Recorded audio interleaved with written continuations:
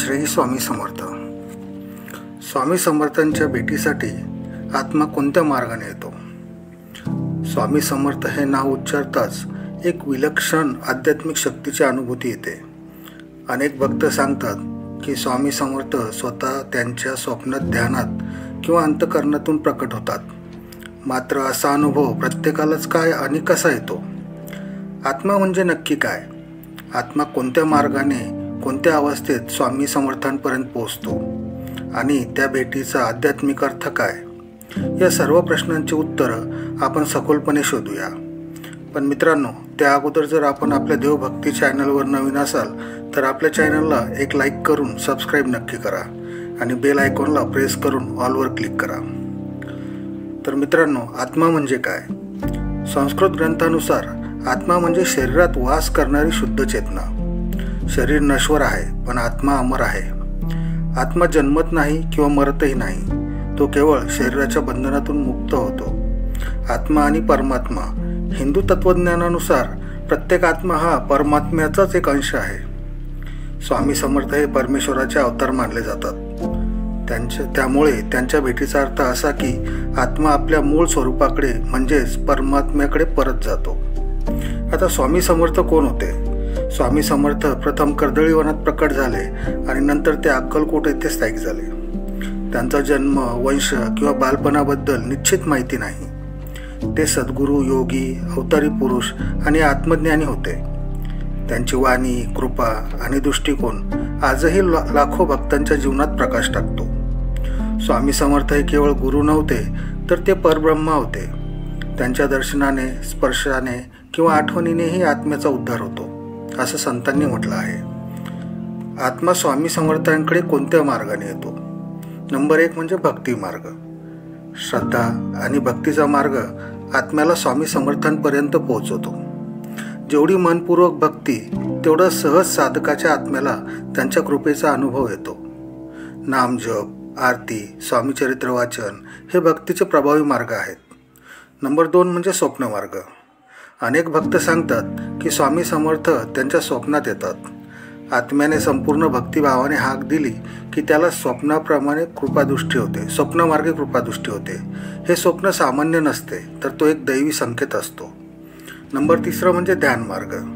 ध्यानात बसल्यावर आत्मा बाह्य जगापासून अलिप्त होतो.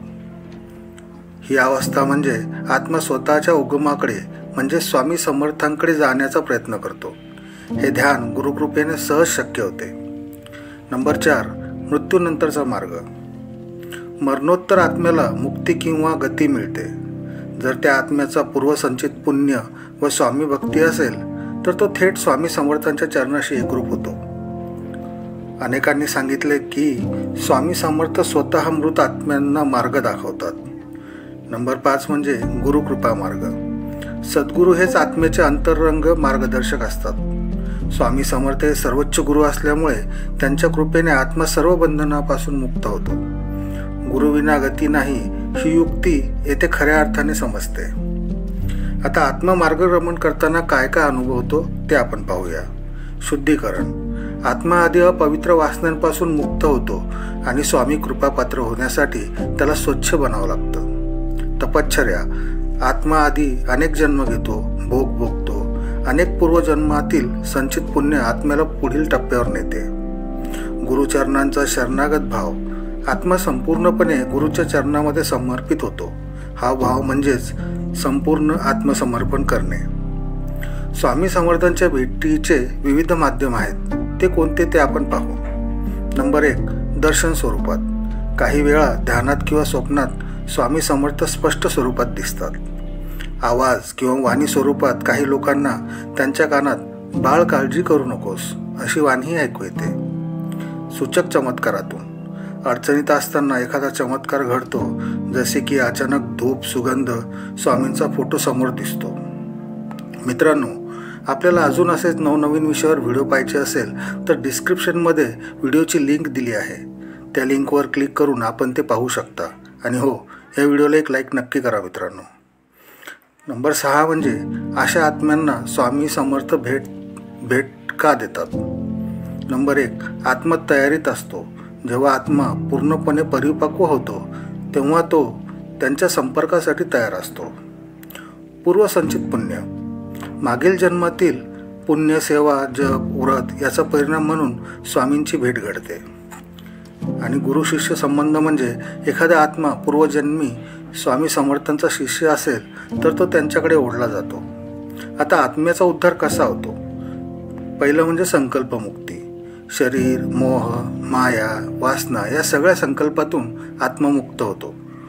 दुसरं म्हणजे आत्मबोध. आत्मा आपली खरी ओळख म्हणजे मी ब्रह्म आहे समजून घेतो. नंबर 3 म्हणजे गुरुकृपेची पूर्ण प्राप्ती. जिथे मीपणा संपतो आणि गुरु सुरू होतो तिथेच आत्म्याचा उद्धार होतो. सामान्य भक्ताच्या आत्म्याला काय करावं लागतं ते पाहू. त्यांनी नित्य नाम जप करावा. ओम स्वामी समर्थाय नमः हा जप अत्यंत प्रभावी आहे. स्वामी चरित्र वाचन करावे. स्वामी चरित्र सारामृत हे ग्रंथ नियमित वाचल्याने आत्मा साधनेच्या दिशेने जातो. परमार्थ करावा. दुसऱ्यांची सेवा, दान, नम्रता, क्षमा हे परमार्थ आत्म्याला पवित्र बनवतात. आता ध्यान व एकाग्रता वाढवावी. दररोज काही वेळ शांत बसून स्वामींचे नामस्मरण करावे म्हणजे त्यांच्याशी आत्मिक संपर्क होतो. आता आत्मा आणि वेळेचे गणित. काही आत्म्यांची लगेच भेट होते. जे पूर्वजन्मी तयार असतात त्यांना सहज स्वामींचे दर्शन होते. काही आत्म्यांना वेळही लागतो. त्यांना अजून काही कर्माची फळं भोगायची असतात. तर काही आत्मे मार्ग शोधत असतात. अशा आत्म्यांना गुरु, संत किंवा अनुभवाच्या माध्यमातून योग्य दिशा मिळते. अशा भेटीचा अनुभव सांगणारे काही प्रसंग आपण पाहूयात. नंबर 1 म्हणजे स्वामींचे स्वप्नदर्शन. एका आजीबाईने सांगितले की त्यांनी रोज स्वामींच्या पादुकासमोर ध्यान करताना स्वप्नात स्वामींना पाहिलं. त्यांनी विचारलं काय हवंय. त्यानंतर त्यांच्या आयुष्यात चमत्कारिक बदल झाले. ध्यानात प्रकट झालेले स्वामी. एका युवकाला साधना करताना अचानक ध्यानात प्रकाशाची अनुभूती झाली आणि त्यातून त्याला स्वामी समर्थ दिसले. आत्म्याला मार्गदर्शन करणारे संकेत कोणते? ते म्हणजे अचानक स्वामी समर्थ ऐकू येणं, देवळात अचानक त्यांच्या पादुकांचा स्पर्श होणे, किंवा एखाद्या ग्रंथातून हवी ती ओळ वाचायला मिळणे, किंवा अचानक स्वामींचा फोटो दिसणे. हे सगळे आत्म्याला मार्गदर्शन करणारे संकेत असतात. अंतिम लक्ष्य काय तर आत्म्याचं स्वामी समर्थांशी एकरूप होणं. शेवटी आत्मा जिथे मी म्हणणं संपवतो आणि स्वामींचं अस्तित्व स्वीकारतो तिथेच आत्मा मुक्त होतो. तीच खरी भेट, तोच खरा उद्धार. स्वामी भक्तांनो, स्वामी समर्थ यांच्याशी आत्म्याची भेट ही केवळ एक चमत्कारिक घटना नाही, तर ती आत्म्याच्या अनेक जन्माच्या यात्रेचा प्रवास आहे. श्रद्धा, भक्ती आणि गुरुकृपा हेच आत्म्याचे मार्गदर्शक ठरतात. जेव्हा आत्मा हे सर्व गुण अंगीकारतो तेव्हा तो स्वामी समर्थांच्या चरणापर्यंत पोहोचतो, पूर्ण समर्पणासह, संपूर्ण विश्रांतीत. स्वामी भक्तांनो, आपल्याला ही माहिती आवडल्यास आपल्या चॅनलला लाईक करून सबस्क्राईब नक्की करा आणि बेल आयकॉनचे बटन प्रेस करून ऑलवर क्लिक करा म्हणजे आपला येणारा व्हिडिओ सर्वप्रथम आपल्यापर्यंत पोहोचेल. आणि कमेंटमध्ये श्री स्वामी समर्थ नक्की लिहा. धन्यवाद. श्री स्वामी समर्थ.